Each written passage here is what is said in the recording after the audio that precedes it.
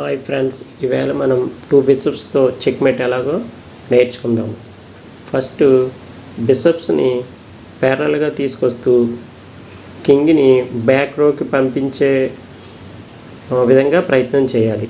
King ఎప్పుడైతే back రోకి వెళ్ళిందో అప్పుడు ఈజీగా చెక్మేట్ చేయగలుగుతాం, అప్పుడు మాత్రమే చేయగలుగుతాం. అందుకని ఏం చేస్తామంటే డార్క్ స్క్వేర్ బిషప్ని లైట్ స్క్వేర్ బిషప్ని సైడ్ బై సైడ్ తీసుకొస్తూ మళ్ళీ ముందుకు వెనక్కి తీసుకొస్తూ పంపిస్తూ ఉంటాం. ఇప్పుడు సైడ్ బై సైడ్ తీసుకొచ్చాం, నెక్స్ట్ ముందుకు పెడతాం లైట్ స్క్వేర్ బిషప్ని. నెక్స్ట్ కింగ్ సపోర్ట్ తీసుకుంటాం. ప్యారలల్గా బిషప్స్ని పెట్టిన తర్వాత కింగ్ సపోర్టు తీసుకుంటాం. ఇప్పుడు డార్క్ స్క్వేర్లోంచి తప్పించుకోకుండా పెడతాం. నెక్స్ట్ వైట్ స్క్వేర్ బిషప్ని ప్యారలల్గా తీసుకొస్తాం. నెక్స్ట్ కింగ్ని సపోర్ట్ తీసుకుంటాం.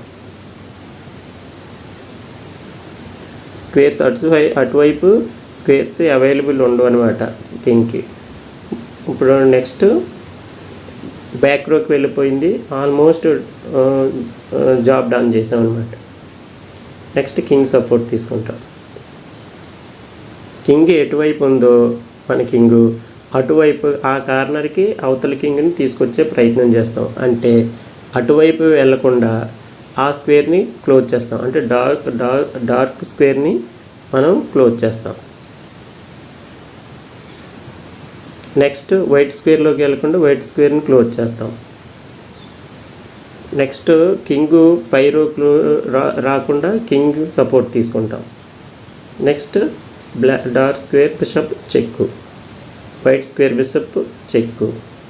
Next checkmate. Easy method 1 or 2 times watch చేస్తే మీకు ఈజీగా అర్థమవుతుంది.